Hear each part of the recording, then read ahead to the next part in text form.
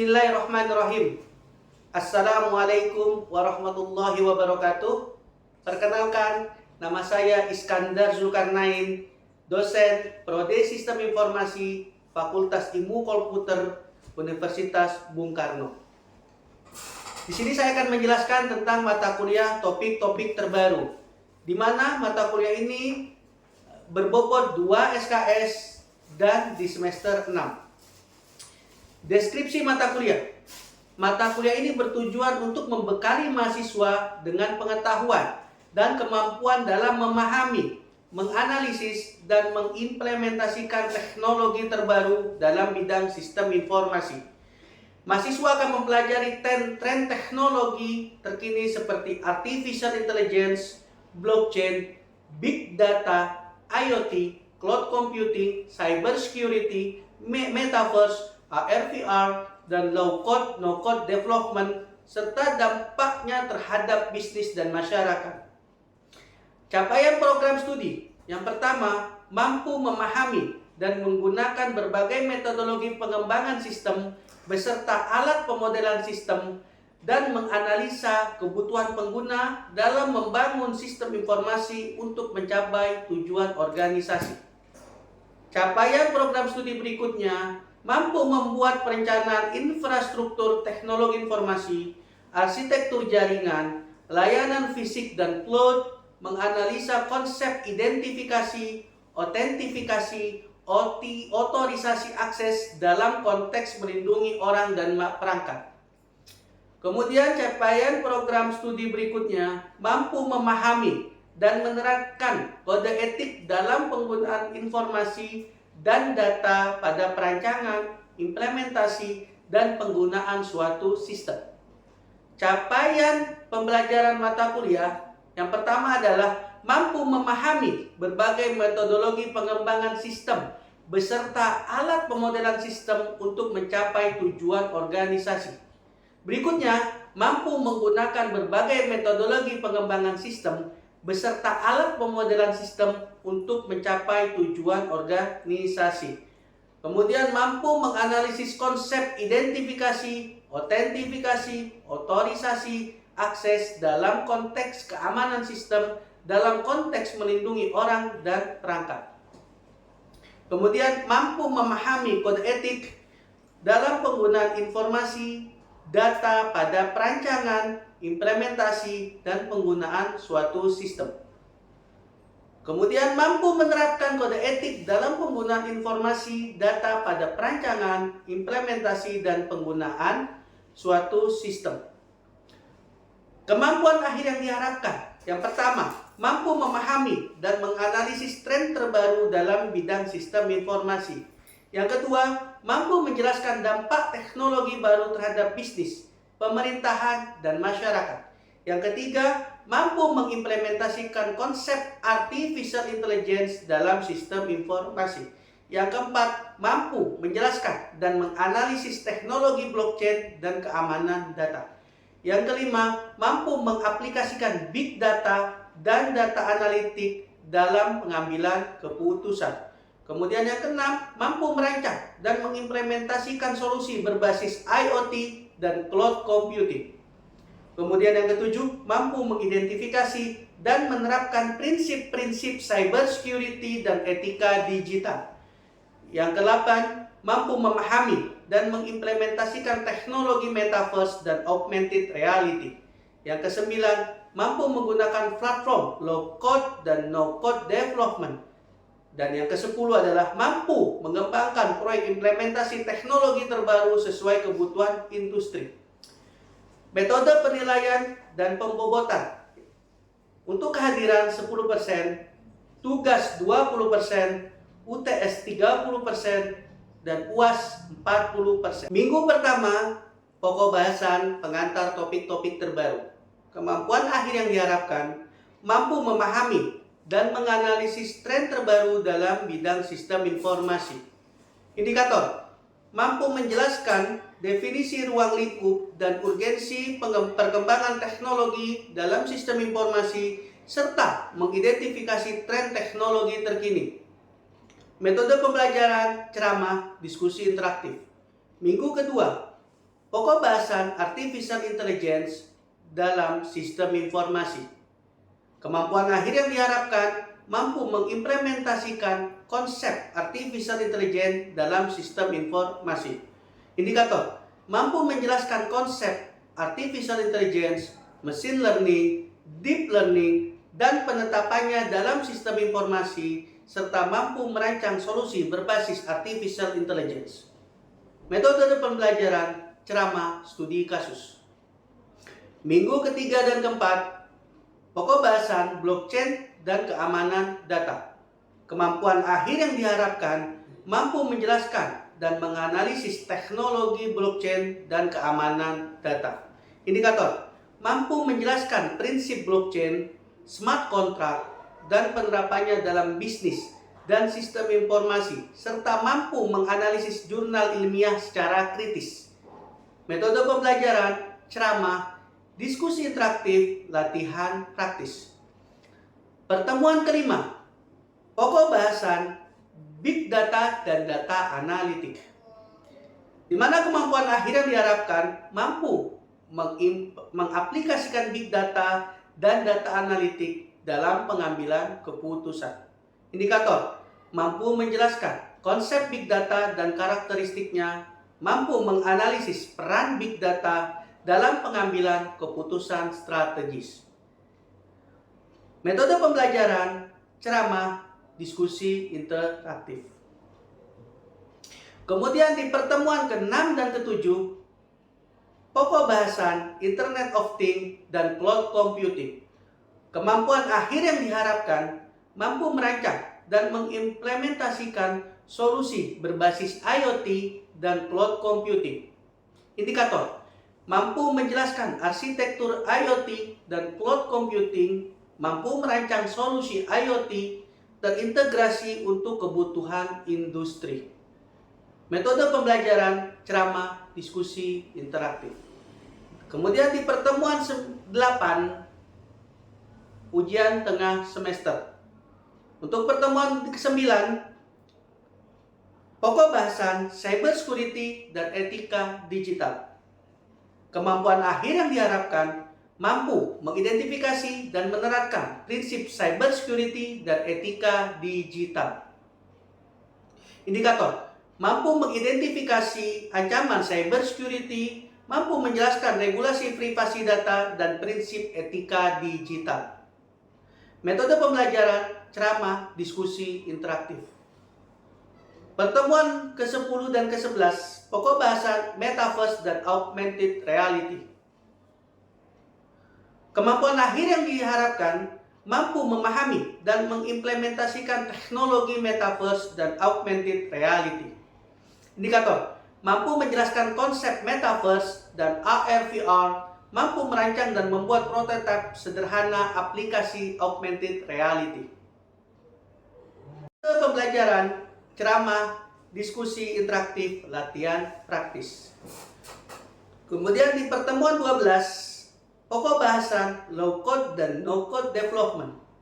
Kemampuan akhir yang diharapkan mampu menggunakan platform Low Code dan No Code Development. Indikator, mampu menggunakan platform Low Code untuk membuat aplikasi sederhana, mampu mengevaluasi kesesuaian platform untuk berbagai kebutuhan. Metode pembelajaran, ceramah, diskusi interaktif. Di pertemuan ke-13 dan ke-14, pokok pembahasan proyek implementasi teknologi baru. Kemampuan akhir yang diharapkan mampu mengembangkan proyek implementasi teknologi terbaru sesuai kebutuhan industri. Indikator, mampu mengidentifikasi kebutuhan teknologi di industri, mampu merancang dan merencanakan implementasi solusi teknologi secara komprehensif. Metode pembelajaran studi kasus pengembangan solusi berbasis topik terbaru.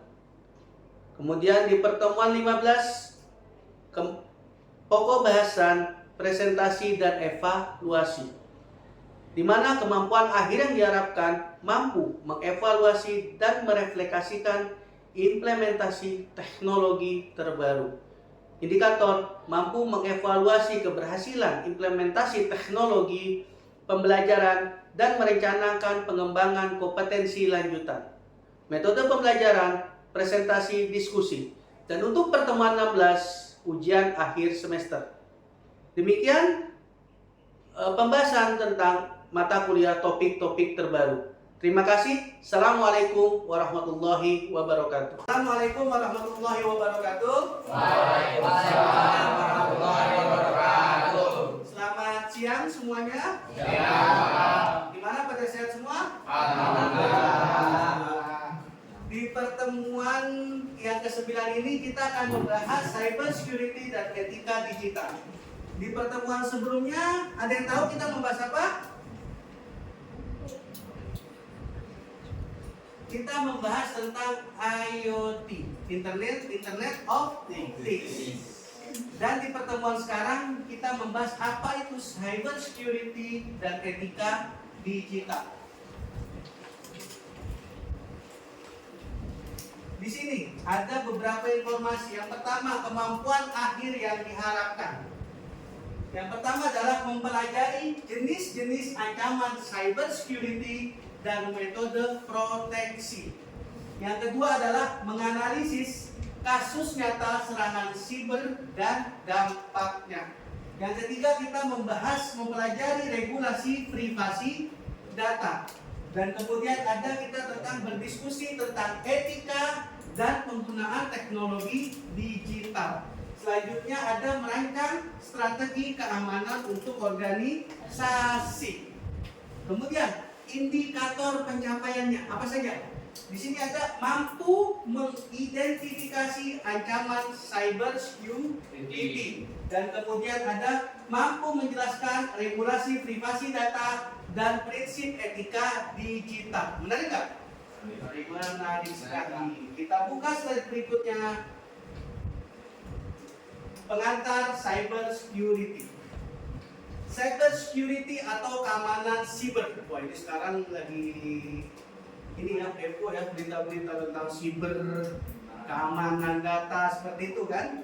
Nah, di sini kita akan membahas tentang pengantar cyber security. Praktik melindungi sistem komputer dan data dari serangan digital.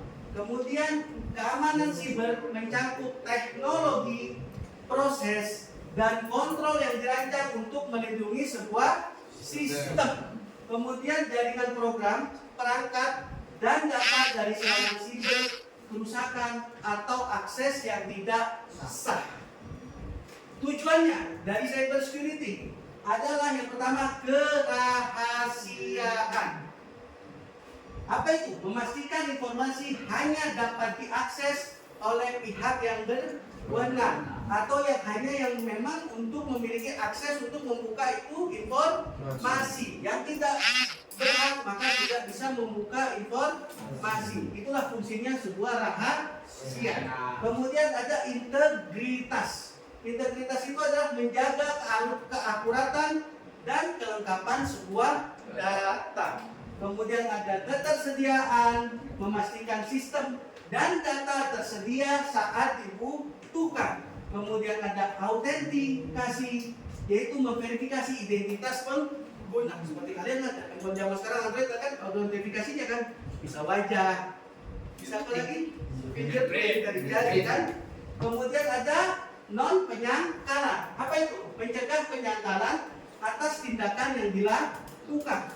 Dari tadi kita berarti ini kita membahas tentang sebuah data. Data tahu kan waktu itu kita pernah membahas? Ya. Kumpulan dari fakta. Oke, saya mau bertanya. Siapa atau enggak yang bisa menjawab? Apa itu informasi? Ada yang bisa menjawab? Waktu itu kita membahas fakta menghasilkan sebuah data. Data menghasilkan. Jadi apa itu informasi? Yang telah diproses sehingga menjadi sebuah informasi. Dan terbalik ya? Oke. Kemudian kita di slide berikutnya. Jenis-jenis ancaman cyber security. Yang pertama itu ada virus. Sudah pada Mungkin kalian sudah sering mendengar ya virus ya. Virus, program yang menyebar dengan menginfeksi file lain. Kemudian ada worm, program dapat mereplikasi diri tanpa file host. Kemudian ada Trojan horse. Sering mendengar ya, udah ya? Oke, di situ adalah program menyamar sebagai software legitimate.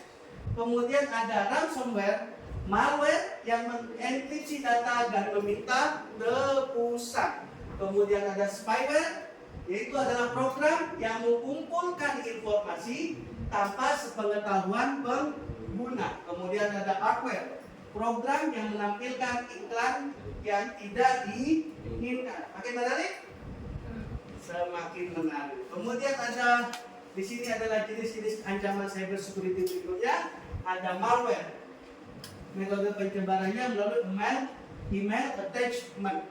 Kemudian ada download dari website berbahaya, USB drive yang terinfeksi, kemudian ada jaringan peer-to-peer, kemudian ada eksploitasi vulnerability system. Kemudian ada phishing, bukan phishing memancing ya. Ini phishing. Phishing itu adalah teknik penipuan untuk mendapatkan informasi sensitif dengan menyamar sebagai entitas terpercaya melalui email, spear, warning menargetkan eksekutif tingkat tinggi, phishing melalui telepon atau juga melalui SMS, yaitu smishing. Kemudian ada social engineering, memanipulasi psikologis untuk mendapatkan informasi atau akses yang tidak sah. Kemudian ada teknik social engineering, pretext, menyusun skenario palsu, betting, menggunakan umpan. Kemudian ada quid pro quo, pertukaran layanan. Kemudian ada tailgating, mengikuti orang yang berwenang. Gimana? Semakin menarik? Oke. Kita sambil tutup ya. Kemudian di sini ada serangan jaringan, DOS. Ada yang sering mendengar nama DOS? Anak IT mah sudah ya, sudah paham apa artinya ya, pengertiannya. Di sini adalah serangan yang membuat layanan tidak tersedia. Kemudian ada man in the middle, SQL injection, and then cross scripting. Kemudian ada juga defense in depth strategy. Strategi keamanan berlapis menggunakan multi-layer perlindungan. Nanti juga kita akan membahas, ini nanti kita bahas. Kemudian ada privasi data atau General Data Protection Regulation. Yaitu apa? Regulasi Uni Eropa yang mulai berlaku pada 25 Mei di tahun 2018 mengatur perlindungan data pribadi warga Uni Eropa. Uni Eropa berarti negara lingkungan Eropa. Kemudian ada prinsip-prinsipnya. Ada pemrosesan data harus legal, adil, dan transparan. Kemudian data hanya digunakan untuk tujuan yang dinyatakan. Kemudian hanya mengumpulkan data yang diperlukan. Kemudian ada data harus akurat dan terkini.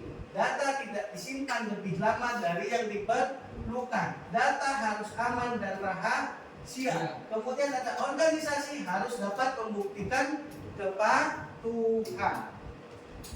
Kemudian ada undang-undang tentang perlindungan data pribadi di Indonesia, yaitu ada UU PDP-UU di tahun nomor 27 di tahun 2022, yaitu tentang perlindungan data pribadi yang kemudian akan disahkan di tanggal 17 Oktober 2022. Nah, ini kalian harus paham, kita mempunyai undang-undang perlindungan data pribadi. Yang pertama adalah jenis data pribadi umum, nama, jenis, kelamin, kewarganegaraan, agama, dan lain-lain. Kemudian data pribadi secara spesifik, yaitu ada data dan informasi kesehatan, biometrik, genetika, orientasi seksual, pandangan politik, catatan kejahatan, dan lain-lain. Berarti misalnya ada namanya Faisal, itu berarti data umum. Kemudian ada informasi, ada untuk pandangan politik, itu masuk data pribadi spesifik. Bagaimana, paham? Kemudian ada prinsip perlindungan data pribadi. Ada sah dan adil, yaitu pemrosesan berdasarkan persetujuan atau dasar hukum lain. Kemudian ada terbatas pada tujuan, yaitu sesuai dengan tujuan yang dinyatakan. Kemudian ada minimalisasi data, akurat, penyimpanan terbatas, integritas dan kerahasiaan, dan akuntabilitas. Ada pertanyaan? Aman semuanya, mengerti? Paham? Insyaallah. Kemudian undang-undang perlindungan data pribadi, hak subjek data pribadi. Yang pertama, hak untuk mendapatkan sebuah informasi. Kemudian hak untuk mengakses data pribadi, hak untuk memperbaiki pribadi, untuk menghapus data pribadi. Kemudian hak untuk membatasi pemrosesan, untuk memindahkan data pribadi. Kemudian ada hak untuk menolak pemrosesan.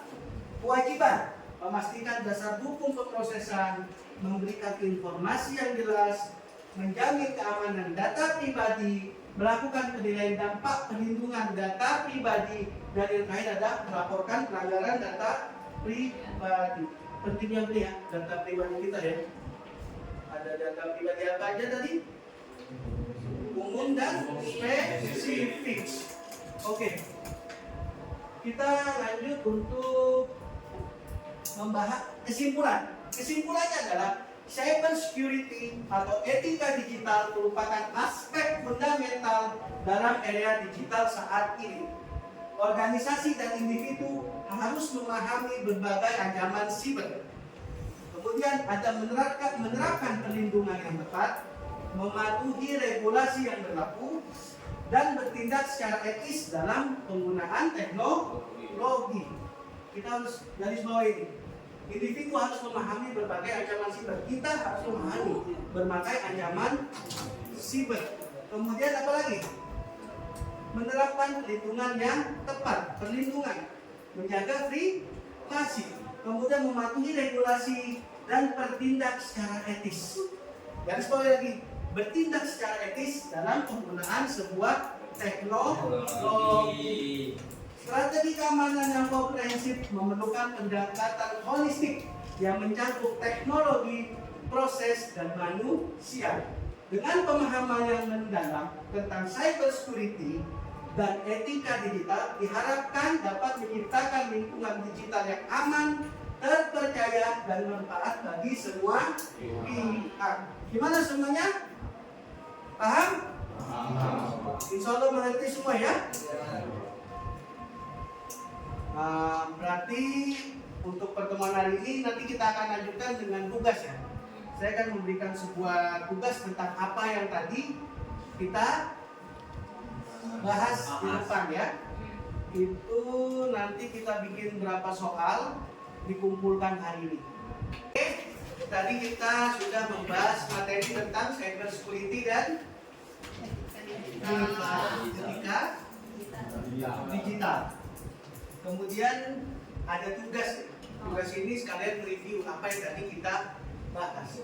Yang pernah tadi saya bilang, tugasnya sudah saya berikan ke ketua kelas. Sudah diberikan pada kalian semua? Sudah diterima? Kerjakan? Saya tunggu setengah jam ya. Kalau ada pertanyaan boleh tanya langsung ke saya. Oke? Tugas ini dikerjakan. Kemudian apa? Berapa soal tadi? 5 atau 6? 5 ya? 5 soal, hanya 5 soal kan? Setengah jam cukup? Cukup. Oke, dikerjakan, saya tunggu sekarang ya. Kalau ada pertanyaan ya, boleh ya, tanya saya ya. Oke. Tugas yang dikerjakan oleh kertas sudah saya terima ya. Yang email juga sudah saya terima. Insya Allah bisa semua tadi? Sampai kita ketemu minggu depan. Insya Allah Sehat-sehat kalian semua. Amin. Mohon maaf jika ada salah kata. Dan saya ucapkan sekali terima kasih.